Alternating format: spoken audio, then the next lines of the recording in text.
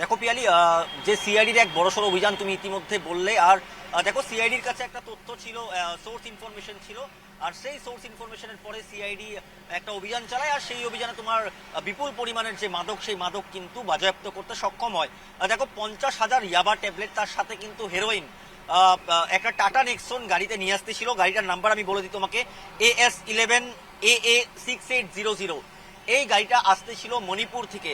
দেখো মণিপুর দিকে বিভিন্ন সময় দেখা যায় যে গুয়াহাটিতে বিভিন্ন প্রকারের যে ড্রাগস, সেই ড্রাগস কিন্তু গুয়াহাটিতে ঢোকে, প্রবেশ করে। এই একটা তথ্য পুলিশের কাছে ছিল, সিআইডির কাছে ছিল, আর তারপর সিআইডি এক অভিযান চলায়, আমিনগাঁওতে অভিযান চলায়, গুয়াহাটিতে ঢুকতেই দেয় না।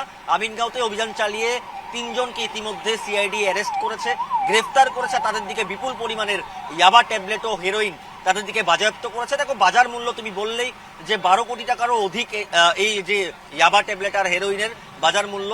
কিন্তু এখন প্রশ্ন হচ্ছে যে এই যে পাচারকারী, এই পাচারকারীদের সাথে গুয়াহাটির কারা জড়িত আছে, অসমের কারা জড়িত আছে, যেহেতু তারা মণিপুর থেকে আনছে। মণিপুর থেকে একটা বড় যে একটা রুট, পাচারের যে একটা রুট, সেই রুট কিন্তু এখনো সক্রিয় আছে।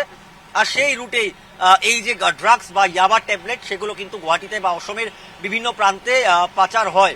সবচেয়ে বড় কথা, দেখো মিয়ানমার থেকে মণিপুর আসে, আর মণিপুর থেকে কিন্তু অসমে প্রবেশ করে।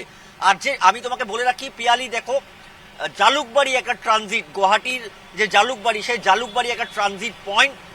সেই জালুকবাড়ির দিকে কিন্তু অসমের বিভিন্ন প্রান্তে সেইগুলো পাচার হয়।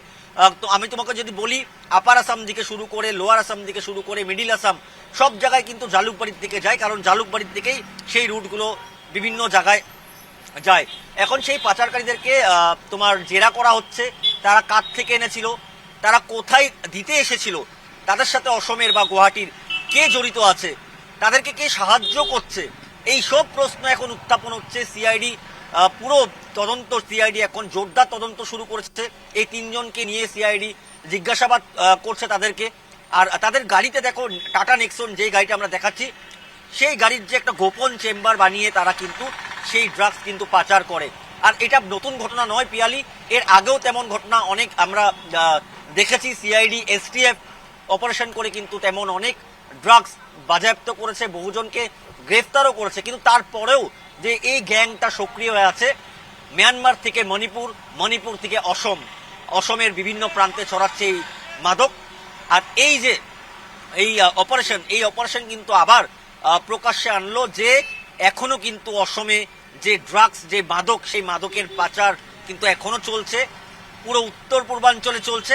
কিন্তু তার পিছনে যে মূল মাস্টার মাইন্ডটাকে আর কে মেন কিংপিন, সেটা কিন্তু এখনো পুলিশের বা সিআইডি এসটিএফ এর জালে পড়ছে না। কোথাও না কোথাও অসমের কেউ সাহায্য করছে নাকি, বা গুয়াহাটির কেউ সাহায্য করছে নাকি, এই প্রশ্নগুলো এখন উত্থাপন হচ্ছে। অর্থাৎ পরবর্তী সময় আমরা আরো তথ্য জানাবো। এই মুহূর্তে যদি আমি নিউজ লাইভ বাংলা দর্শকদেরকে জানাই, এক বড়সড় সিআইডির অভিযান, আর এই একটা সফল অভিযান। এই অভিযানে বাজেয়াপ্ত হয় 50,000 ইয়াবা ট্যাবলেট ও হেরোইন। পেয়ালি।